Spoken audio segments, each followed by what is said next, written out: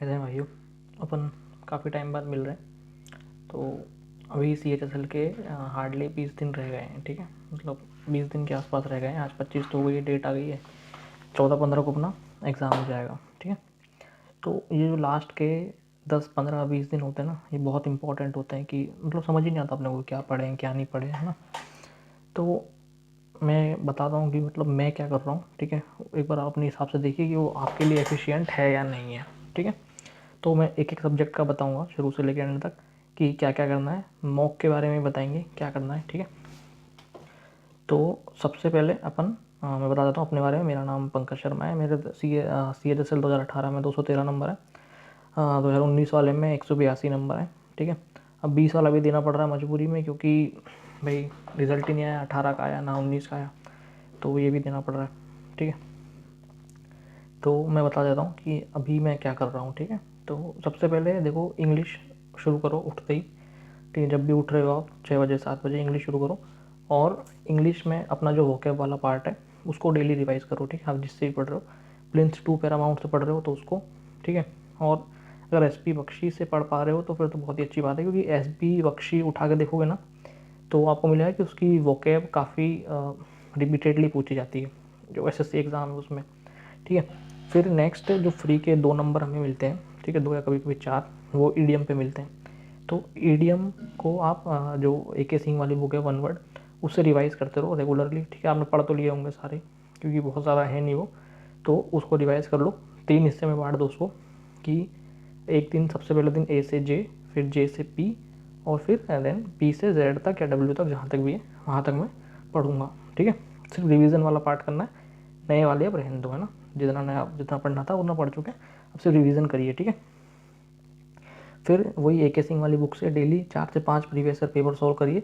अगर आपने ख़त्म नहीं करी है तो कोई बात नहीं, अभी करते रहिए जो हो गए हैं।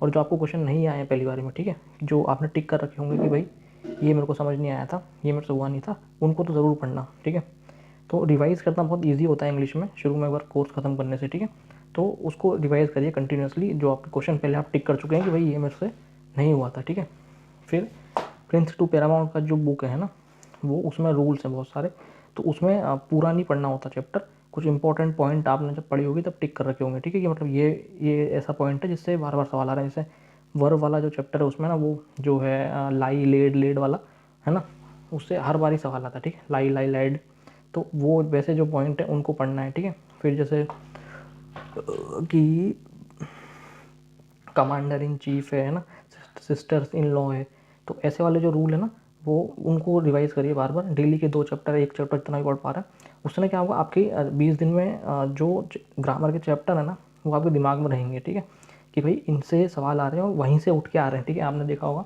कि जिन्होंने CGL 19 का मेंस दिया उनको आइडिया होगा कि इंग्लिश में कुछ नया नहीं पूछ रहे, वही घूम फिर के वापस आ रहा है। ठीक है, बार बार उछल उछल के, तो उसको रिवाइज करते रहिए। नेक्स्ट एक काम बहुत इंपॉर्टेंट करना है कि जो प्रीवियस ईयर की बुक है, ठीक है, आप जो भी यूज़ कर रहे हो AK सिंह या फिर किरण वाली, उससे डिफ़िकल्ट स्पेलिंग की लिस्ट बना लो और उनको डेली पढ़ो, है ना। वो फ्री के 2 नंबर हैं, तो उसको जाने मत देना, क्योंकि इंग्लिश में ना ऐसे छोटे छोटे करके नंबर रह जाते हैं हमारे, है ना, कि 1 नंबर वोकैब में गया, ठीक है, 2 नंबर गए, फिर एक स्पेलिंग 2 नंबर स्पेलिंग में गए, है ना, फिर ईडीएम में चला गया, एक एरर गलत हो गया, तो यहीं पे हम ऐसे मात खा जाते हैं और हमारे नंबर 40 से कम हो जाते हैं। ठीक है, तो वहाँ पे मात नहीं खानी है और इनको रिवाइज करते रहना कंटिन्यूसली। ठीक है, नेक्स्ट आता है मैथ्स पे। तो मैथ्स पे तो जो 7300 बच्चे लगा रहे हैं ना, वो लगाते रहो। और उनमें जो आपने रीजनिंग खत्म हो गई है ना, तो क्या करो कि जो क्वेश्चन मार्क कर रखे हैं, ठीक है, कि ये मेरे से पहली बारी में नहीं हुआ या मेरे को आंसर देख के भी समझ नहीं आया, है ना, क्योंकि मैंने क्या कर रखा है, 3 हिस्सों में डिवाइड कर रखा है उसको। एक तो कि मेरे से नहीं हुआ है ना, सवाल ही नहीं हुआ। दूसरा कि मेरे से हो गया लेकिन टाइम लगा मेरे को। ठीक है, और तीसरा कि भाई मैंने मेरे से आंसर भी देख लिया फिर भी मेरे को समझ नहीं आया एक बारी में, तो उसे 3 हिस्सों में बांट रखा है।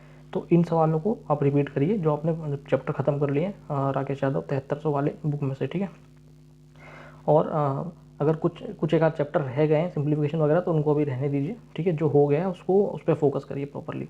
ठीक है, सेकंड, आपने जो नोट्स बनाए ना उनको डेली रिवाइज करिए, क्योंकि नोट्स अगर आपको अपने याद होंगे तो उससे काफ़ी ईजी होगा। और एक चीज़ और करिए कि जब आप जब नोट्स पढ़ रहे हो ना, तो उसमें जो इंपॉर्टेंट फार्मूलाज हैं उनको एक जगह लिख लो। ठीक है, तो जैसे एलजेब्रा में तो कुछ खास फार्मूला है नहीं, है ना। ट्रिग्नोमेट्री में जो sin C + sin D वगैरह वाले फार्मूला हैं, tan 2a sin 2a वगैरह के फार्मूला, उनको एक जगह कॉपी में लिख लो, तो एग्जाम से जब 4 या 5 दिन बचोगे तो उनको रटना बहुत ईजी लगेगा आपको, ठीक है। तो जैसे जैसे आप रिवाइज करते जा रहे हो ना, उनको जो शॉर्ट चीज़ें हैं उनको लिखते जाओ एक जगह, ठीक है। जो ज्योमेट्री के सारे फॉर्मूले हैं एक जगह लिख दो। मैं ट्राई करूँगा कि मेरे अपनी जो नोट्स बना रखे हैं ज्योमेट्री के सिर्फ फॉर्मूलों के, वो टेलीग्राम पर डाल दूँ, पर वो मेरी राइटिंग इतनी घटिया है कि आप लोगों को समझ नहीं आएगी, पर मैं फिर भी डाल दूंगा एक बार, ठीक है। नेक्स्ट, जो आपने मॉक दिए हैं ना, मॉक दिए होंगे तो मैथ्स के क्वेश्चन नहीं आएंगे उनमें से, ठीक है। अभी लास्ट प्रीवियस 3-4 महीनों में तो आपने वो सारे क्वेश्चन लिख रखे होंगे एक जगह, ठीक है। मैं उम्मीद करता हूँ कि लिख रखे होंगे आपने कहीं पे, तो उनको सॉल्व करिए, पेन से सॉल्व करिए। देखना मत उनको कि देख के मेरे को आ गया, उनको पेन से सॉल्व करिए, ठीक है, कि मेरे से हो रहा है कि नहीं हो रहा है, क्योंकि वही सवाल होंगे जहाँ आप फंस सकते हो, ठीक है। नेक्स्ट रीजनिंग, तो रीजनिंग में कुछ अलग से नहीं करना है, क्या करना है बस एक चैप्टर, वो जो कैलेंडर वाला चैप्टर है, ठीक है, वो कैलेंडर वाला चैप्टर पढ़ लेना। नॉर्मली वो पूछते नहीं है, वो नहीं पूछ रहे हैं, पर अगर वो आ जाता है ना तो फ्री के 2 नंबर चल जाते हैं अपने, ठीक है। तो कैलेंडर वाला चैप्टर जरूर पढ़ लेना अच्छे से, बाकी तो रीजनिंग कर ही लेता है इंसान, ठीक है। और एक क्या कर सकते हो कि अड्डा 24/7 जो ऐप है, सॉरी, अड्डा 24/7 जो ऐप है उस पर क्विज़ आते हैं, ठीक है, डेली। तो रात में 8 बजे तक सारे क्विज़ आ जाते हैं लगभग, तो 8 से 9 रात में आप क्विज़ लगाइए, उसके 9-10 क्विज़ आते हैं। उसमें क्या जीके, करंट अफेयर, ठीक है, रीजनिंग, मैथ, इंग्लिश सबके क्विज़ हैं, तो वो आप लगाइए, तो उससे आपको प्रैक्टिस होती रहेगी, ठीक है। टाइम बाउंड मैनर में आपको प्रैक्टिस रहेगी उससे। नेक्स्ट जीके, अब देखो जीके में जितनी लूसेंट पढ़ ली उतनी पढ़ ली, अभी क्या पढ़ लो स्पेशली, एक तो मिसलेनियस वाला पार्ट एक बार पढ़ लो अच्छे से, ठीक है। मिसलेनियस वाले में एंड में ना पूरा मत पढ़ने जाना, क्या पढ़ना, अवार्ड वगैरह किसको मिल रहे हैं, ठीक है। फिर ये अवार्ड की शुरुआत कब हुई, ठीक है, पिछली बार जैसे पूछ रहा था कि द्रोणाचार्य अवार्ड की शुरुआत कब हुई, तो वो शुरुआत पढ़ लो, ठीक है। कुछ इंपॉर्टेंट आर्मी नेवी के हेडक्वार्टर पढ़ लो, है ना, कहाँ कहाँ पे हैं।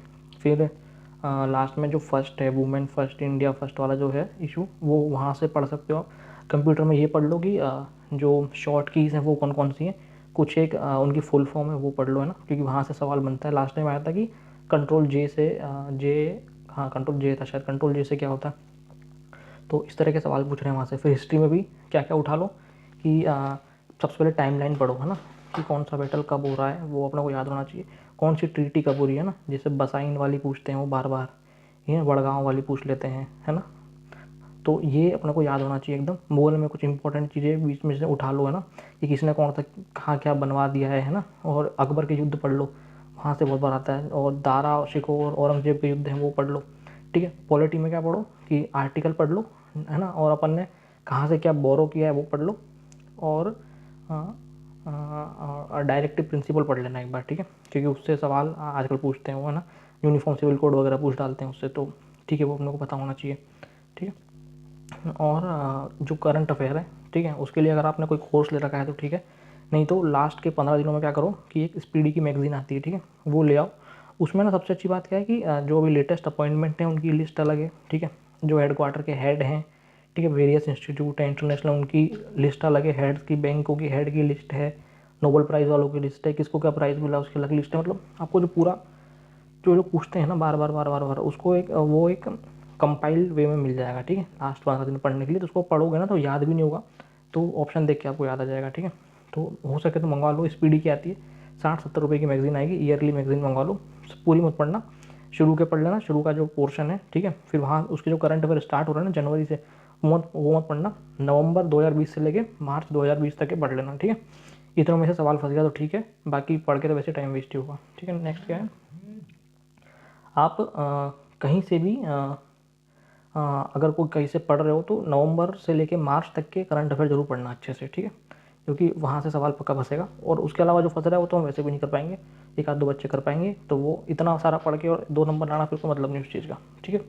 अब रही बात मॉक की, तो मॉक डेली मत दो, क्योंकि ये डेली दो इतना टाइम नहीं है ना, रिवीजन भी तो करना है अपने को, रिवाइज कब करेंगे अगर डेली मॉक देंगे तो मॉक अल्टरनेट दो, ठीक है, अगर ले रखा है तो।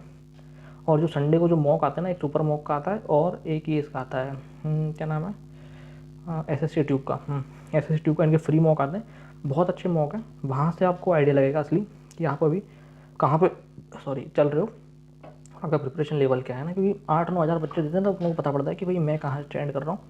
तो संडे को जो फ्री मॉक आते हैं उनको ज़रूर दो, और अगर कोई ले रखी है सीरीज़ तो अल्टरनेट डे मॉक दो और उसको एनालाइज करो, है ना। और उसमें जो सवाल नहीं बन रहा है ना उसको लिख लो, क्योंकि फंस जाते हैं मौके कभी कभी सवाल, ठीक है।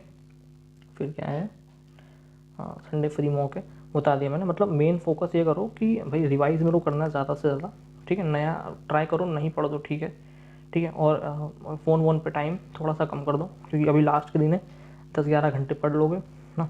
और क्योंकि भाई कट ऑफ अभी देखो ना 160 गई है जनरल की, ठीक है। और अभी ना 2018 वाले बच्चे 2020 में फिर से बैठेंगे, तो कट ऑफ तो हाई मान के चलो, ठीक है, कि भाई कम से कम 160 से तो ज़्यादा ही नंबर लाने हैं अपने को, इतना तो मान के चलो, क्योंकि पुराने बच्चे बैठते हैं तो नंबर बढ़ते ही हैं ऑलरेडी, ठीक है। तो प्रिपेयर रहना अपनी तरफ से पूरा 100% देना है, ठीक है। डिपेंड नहीं होना किसी चीज़ों पे, और डरना नहीं है। चिलो के एग्ज़ाम दे के आओ बढ़िया तरीके से। CHSL का बहुत ईजी एग्ज़ाम आता है, और मतलब प्री में अच्छे नंबर होंगे ना तो मेंस का इतना फोकस नहीं रहेगा, ठीक है, सेकंड वाले पार्ट में, क्योंकि उसमें थोड़ा रैंडम नंबर देते हूँ कि मतलब कम भी दे देते हैं, 40-45 दे दिए तो मतलब अगर आपके शुरू में नंबर 180 से ऊपर होंगे तो इतना प्रेशर नहीं आएगा, ठीक है, क्योंकि इस बार वैकेंसी भी कम है, तो कट ऑफ तो डेफिनेटली हाई जाने वाली है। तो प्रिपेयर ही उस हिसाब से करके जाना, ठीक है। CHSL का बस एक ही फंडा है कि कुछ बहुत नया मत पढ़ो, लेकिन जो पढ़ा है वो एकदम अच्छे से आना चाहिए, टाइम बचाना, ठीक है। और मॉक के लिए मैं तो ये सजेस्ट करूँगा कि इस तरह से सॉल्व किया करो कि पहले GK कर ली, फिर इंग्लिश, फिर रीजनिंग एक राउंड में, ठीक है, जितना हुआ उतना, बाकी छोड़ दो, और मैथ्स फिर एक राउंड में जितना हुआ उतना, फिर अगेन रीजनिंग, फिर मैथ्स, ठीक है। तो इस वे में आप इजीली ख़त्म कर सकते हो। इंग्लिश तो पहली बार में अटेम्प्ट करके निपटा दो, ठीक है। तो यही है, और कुछ हो तो आप नीचे डाल दीजिए कमेंट सेक्शन में, ठीक है। सभी को ऑल द बेस्ट, और अच्छे से देना एग्ज़ाम अपना अपना।